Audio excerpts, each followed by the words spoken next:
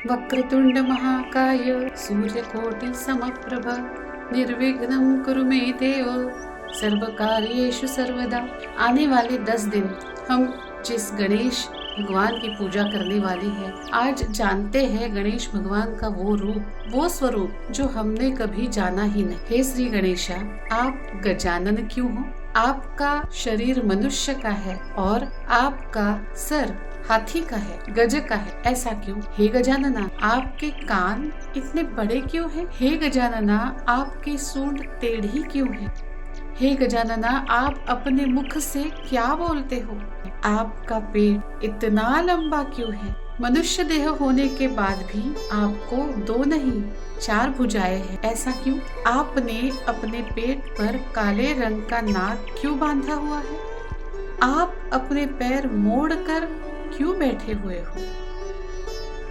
ये सारे सवाल जब हम श्री गणेशा से पूछते हैं, एकनाथ महाराज अपने एकनाथी भागवत के मंगलाचरण में श्री गणेश का ये स्वरूप वर्णन करते हैं। आइए इन सवालों के जवाब जानने की कोशिश करते हैं। हे गजानना, आप गजानन ही क्यों हो? गज का ही मुख आपको क्यों लगाया गया है?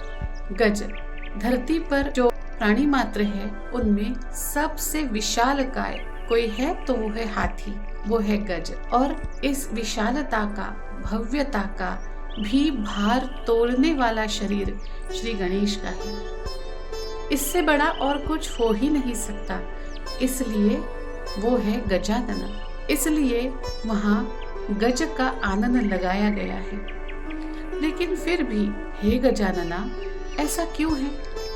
आपका शरीर मनुष्य का और मुख गज का, ऐसा क्यों है?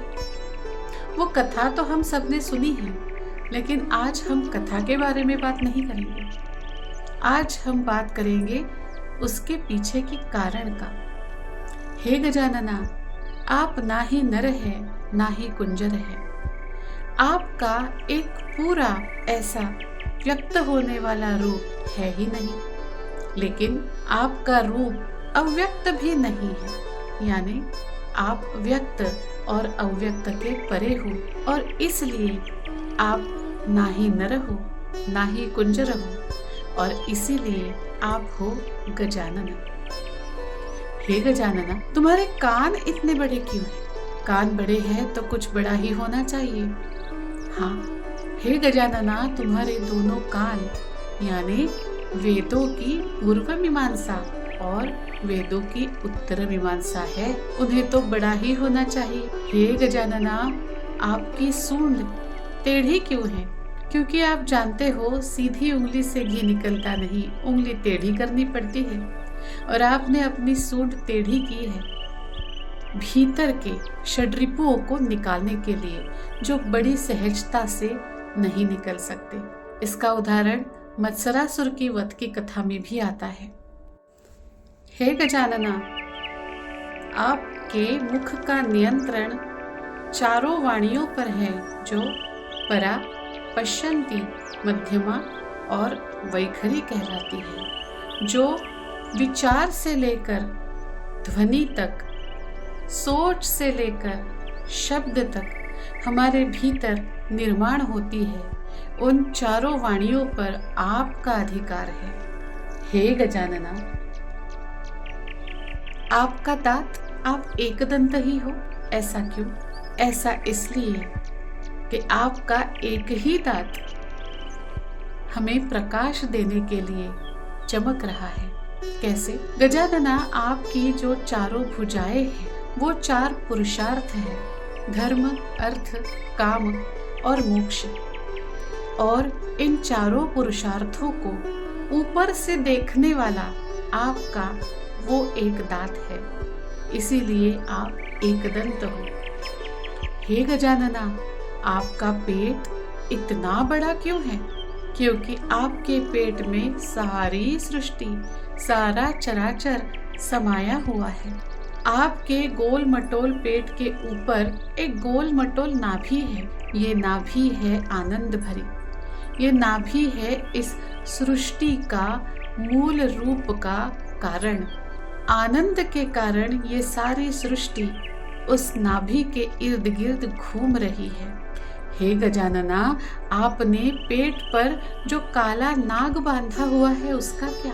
ये नाग है बोध का प्रतीक। ये नाग बंध नहीं, बोध बंध है, और सृष्टि को बोध से बांधना ही होता है, जो सिर्फ आप ही कर सकते हैं। इसीलिए वो नाग आपने अपने पेट पर बांधा हुआ है। हे गजानना, आप अपने पैर मोड़ कर क्यों रखते हो? क्या आपने अपने पैर के नीचे कुछ दबा रखा है? हाँ, आपके एक पैर के नीचे है प्रकृति और दूसरे पैर के नीचे है पुरुष। आप उन पर अपना वजन जमाए हुए हो, आप उन पर अपनी सत्ता जमाए हुए हो। हे गजानना, आपका ये जो पूरा रूप है, ये रूप सादा सा नहीं है, भोला सा नहीं है। इस रूप को देखकर बड़े बड़े डर से कांपते हैं। बड़े बड़े मतलब कौन? बड़े बड़े मतलब वो सारे विघ्न जो आपके इस रूप को देखकर आपके तरफ आते ही नहीं, और इसीलिए आपका ये रूप विघ्नहर्ता रूप माना जाता है।